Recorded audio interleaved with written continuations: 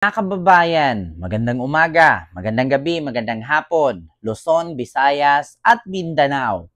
Province of China ang Davao City. Ngunit ngayon ay ang Davao po ay Province of Netherlands na po siya kasi doon na po nakatira si Digong. Bagong citizen, doon po siya magpe-presidente sa Netherlands. So ngayon mga kababayan, meron po akong i-share sa inyo na kung saan si Harry Roque ay hindi daw kilala ni Salvador Panelo. So, nagulat lang po ako nung tinanong si Salvador Panelo kung kilala ba niya kung nasaan na si Harry Roque, hindi daw niya kilala.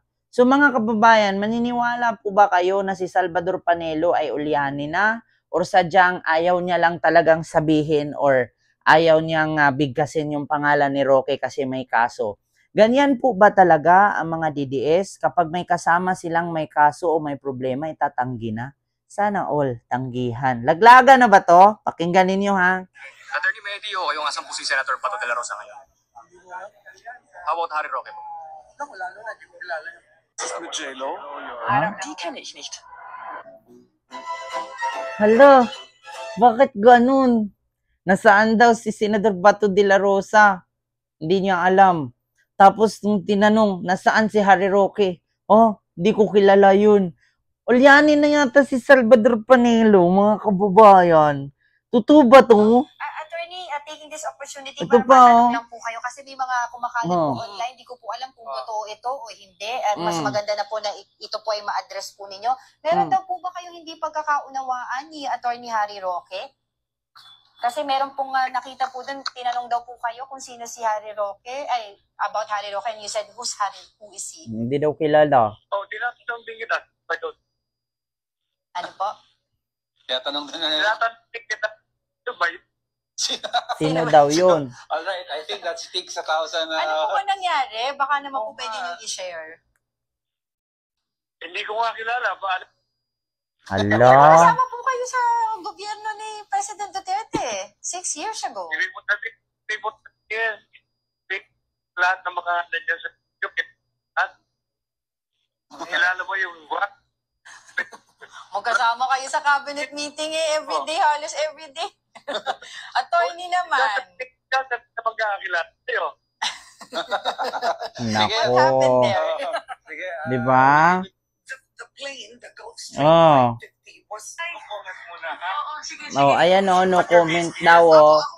Nadala TV5. Ito po kayo po yung legal team? Hindi. VP, I'm here as... Hello po, magandang umaga po. Okay, sige. Thank you. Diba? Tignan nyo. Si Harry Roque, hindi nakilala ni Salvador Panelo. Hindi ko maintindihan kung baka si Salvador Panelo may amnesia pag narinig yung pangalang Roque or sadyang ayaw lang niya pangalanan kasi may kaso. Or sadyang nainggit lang siya kasi hindi siya ang nakasama sa Netherlands o si Roque ang sinama. Siguro nag-away yan sila. Siguro bago si Sara Duterte lumipad ng Netherlands, nag-meeting-meeting yan sila. Sino ba dapat ang sasama? Sino ba dapat? Talo si Salvador Panelo kasi hanggang Pilipinas lang siya na abogado. Si Harry Roque kasi dati pang International Criminal Court yan eh. 'Di ba? Pang ICC attorney yan si Roque eh. Yung nga lang, sa sobra katalino ni Roque, ayun, sangkot sa pogo. Ayun, nagtago, wanted. Tapos ngayon, tanggihan na. Pero nagtaka lang ako mga kababayan, ganun po ba talaga pag mga DDS politician? Kapag may kaso yung kasama nyo, lalaglag nyo, tapos hindi nyo nakilala, napakasalbahin nyo naman, mamatay na kayong lahat, maputang ina nyo. Diba? DDS naman kayo, wala makong pake sa inyo, nagre-react lang eh. Diba? Bakit kasalanan ko pa? Bakit parang ako po may kasalanan? Nag-react lang naman ako eh. Diba? Na bakit si Salvador Panelo ulyani na ba or may amnesia? Kasi nung tinanong siya na kilala ba niya si Harry Roque, hindi daw niya kilala.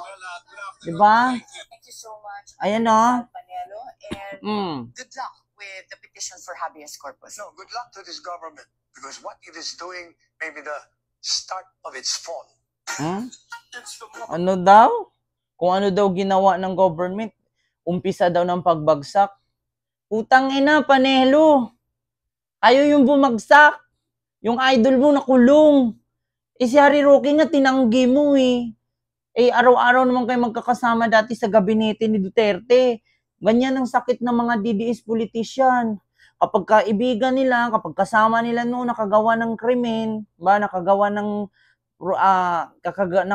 ng hindi maganda, tatanggi na.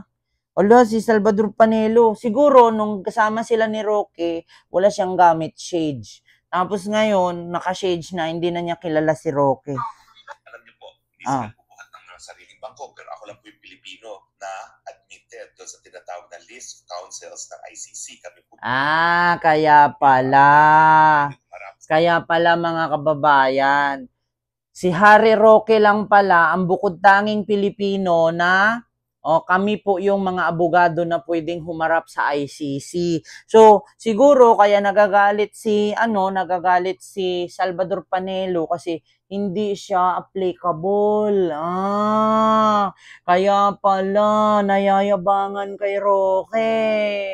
Alam niyo po, hindi sila bubuhat ng sariling bangko, pero ako lang po yung Pilipino na admitted doon sa tinatawag na list of councils ng ICC. Kami po yung mga abogado na po pwedeng humarap sa ICC. At sa ngayon po, kahit sa isang palang Pilipino, ako dyan sa listahan na yan. Bakit po sinasabi natin na hindi po pwedeng litisin si dating Presidente Rodrigo Roa Duterte ng ICC? Kasi nga po, tayo po ay bumitiw na sa ating pagiging miyembro ng ICC. Kaisa-isahang Pilipino lang pala si Harry Roque na epektibo, 'di ba, na pumunta sa ICC kasama si Roque. Hindi pala pwede si Salvador Panelo, kaya pala nung tinanong si Salvador Panelo kung kilala ba niya, hindi daw niya kilala. Attorney Medio, yung asang po si Senator Pato de la Rosa ngayon. Hindi daw niya alam. Hala.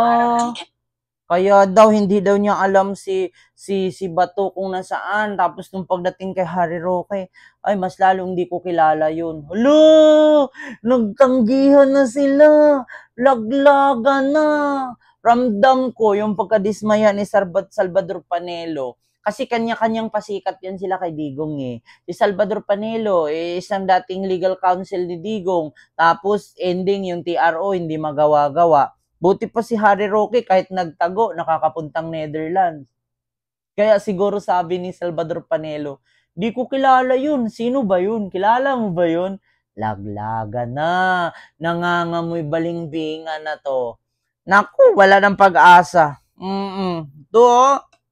Attorney Medio, yung asang po si Senator Pato de la Rosa ngayon. How about Harry Roque po? Lalo na, hindi ko kilala yun. Lalo na yun, hindi ko kilala yun. Patay! Harry Roque! Tinanggi ni Salvador Panelo. Kasi ito yung kwento niyan. Ako, pangunahan ko na. Ganito siguro kwento dyan. According kasi kay Harry Roque, siya lang po ang bukod tanging Pilipino na abogado na pwedeng pumunta dun sa ICC at sasama kay Duterte or magiging legal counsel ni Duterte. So, ibig sabihin, si Salvador Panelo, diba? Sa TRO pa nga lang, palpak na eh. Diba? Kaya ngayon, sabi ni Panelo, hindi ko kilala yun. Or else, tinanggi siya ni Panelo kasi ayaw ni Panelo madawit sa kaso ni Harry Roque. Kasi si Harry Roque kasi sangkot sa pogo eh, nakakahiya. Kaya ngayon, alam niyo sa totoo lang mga kababayan, ganyan pala sakit ng mga DDS. Kapag yung mga kaibigan nila nakagawa ng kamalian, hindi nila tinutulungan, tinatangginan nila. Napaka-worst naman. Diba? Kaya pala umalis si Sara kay BBM bilang unit team eh. Kasi kapag nakagawa ng kasalanan siya, feeling niya kalaban na siya ni BBM. Diba? Oo, kaya lumayo siya. So yun lang po nga mga kababayan. Di ko po kasalanan. Napanood ko lang. Tinanggi ni Salvador Panelo si Roque. Hindi daw niya kilala. Ganyan ang DDS. Naglaglagan pag may problema ang bawat isa. So yun lang. Hindi maganda gawing impluensya. Hindi maganda maging influencer yung mga yan. Mga walang paninindigan, mga traidor. So yun lang. Maraming salamat and see you next vlog. God first. Basta may bagong love team ngayon. Hanipe. Hanipe, namamas ko po, hanipe. Ayan, so maraming salamat and see you next vlog. God first. Thank you.